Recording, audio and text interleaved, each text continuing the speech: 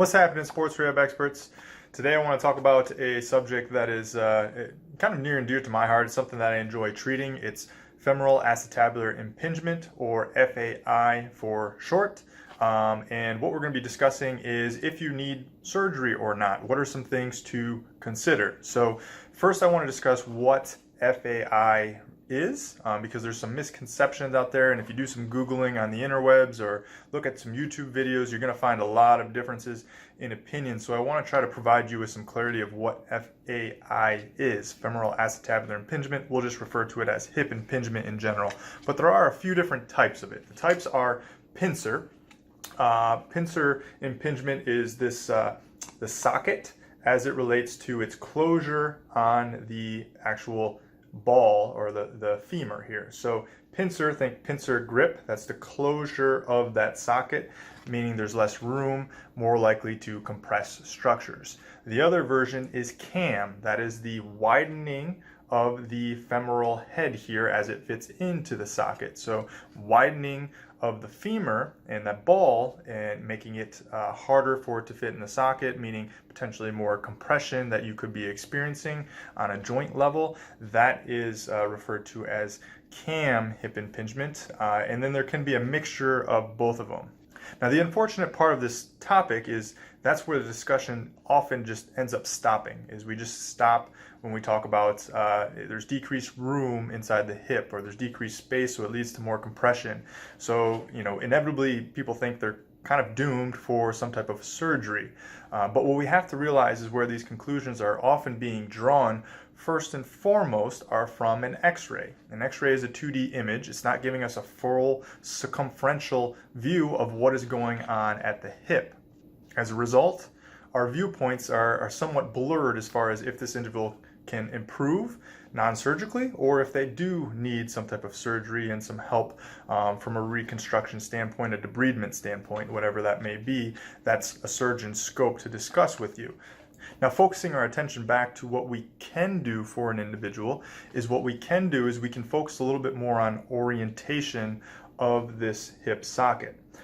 So you can see the front of the hip joint here, and what I'm going to show you is if we rotate the hip forward, you can see how there's a decrease in space at the hip joint. Now, obviously, this pelvis and this model moves excessively from a standpoint of what your body is actually capable of doing. The purpose of it is just to provide an illustration, to provide you a point. If the hip is rotated forward, it's going to decrease space. Furthermore, if the hip is kind of externally rotated out, you can see how that changes the orientation of the socket and kind of turns it into more of a downward and lateral facing position. Vice versa, if we do the opposite, then we can see how that brings the socket a little bit more forward. Now again, just to re-emphasize that your body does not move in this significance of a degree, but your body does have some capability of moving in these directions. Research shows there's kind of somewhere around 2 degrees of motion that happens at the SI joint. That's kind of what will happen here. But there's a lot more movement capabilities that happen in this orientation here. It's called a posterior pelvic tilt and an anterior pelvic tilt. There's a lot more range of motion, a lot more degrees of freedom in that plane of movement.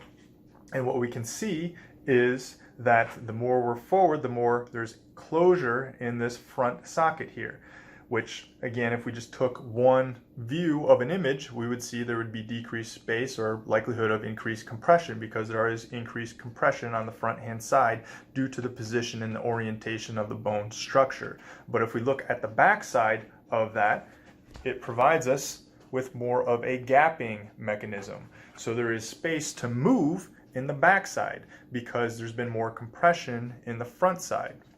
Likewise, we also need to consider what's happening at the femur. So when the femur moves, say we're in this orientation and we have maybe a little bit more of a valgus or a pronated foot that influences a little bit more internal rotation, then again, we can see how there's more compression happening on the front side. But because there's compression happening somewhere, there's going to be expansion somewhere else, which would be on the back side. There's increased expansion that will occur on the backside. So again, we can't necessarily say there's reduced space simply from a 2D image. What we should instead do is get a full scope of what someone's movement capabilities are, compare that back to an image, and if things don't necessarily progress in a manner which we think they could, from a rehabilitation standpoint, from an exercise standpoint, then maybe we go into some deeper imaging that provides more of a 360-degree view, or start having a little bit more conversation with the surgeon again as far as if a debridement or some type of replacement may be necessary for that joint. Again, that's a discussion you have with a surgeon. I'm speaking from the scope of a physical therapist and a strength and conditioning professional of things that you can do to actually help this issue out, because there are many. So from an orthopedic evaluation standpoint, what we can do is we can look at range of motion that someone may have. And one range of motion that we might look at is hip flexion. Can you bring your knee to your chest? And hip internal and external rotation. Now, the end feels that someone gets during this range of motion testing is very important for us to make a decision.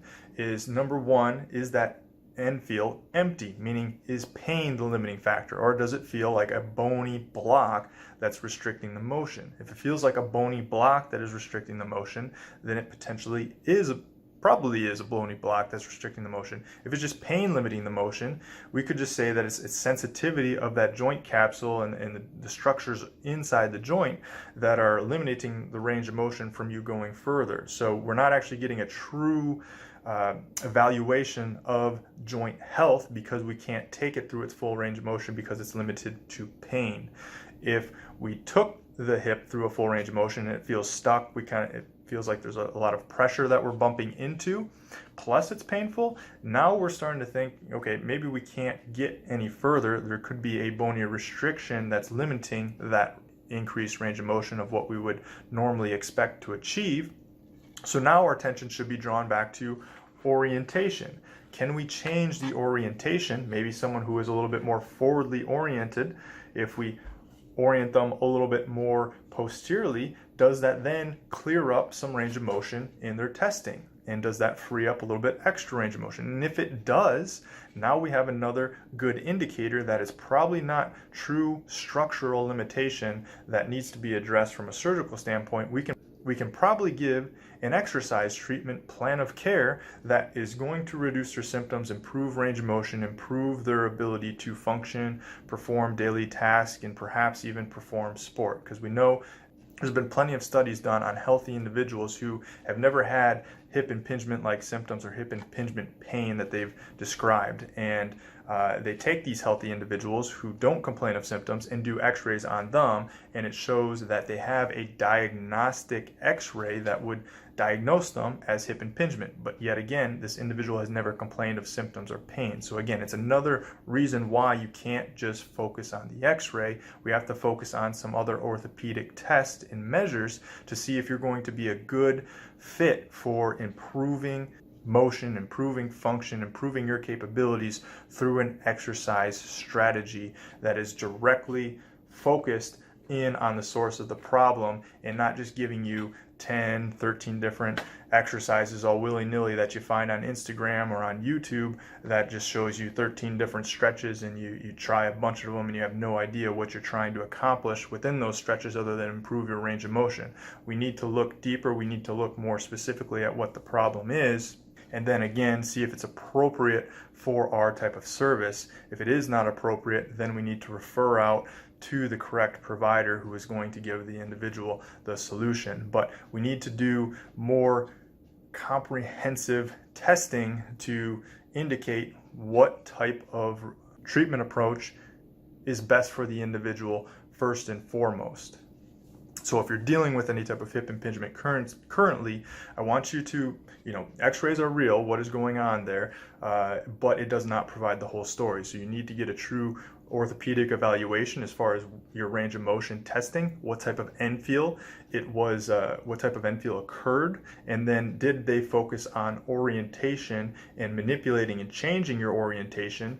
And if you can't change your orientation or be more variable of how you shift your pelvis around, then you need to find a provider who who knows how to teach you that concept, using muscles such as the hamstrings and glutes to pull you back, such as the lower abs to lift up, such as the adductors, who will have a frontal plane component, and the transverse abdominis, which will have a frontal plane component, all the while taking into consideration your rib cage and respiratory mechanics, which will have an impact on all of this as well too.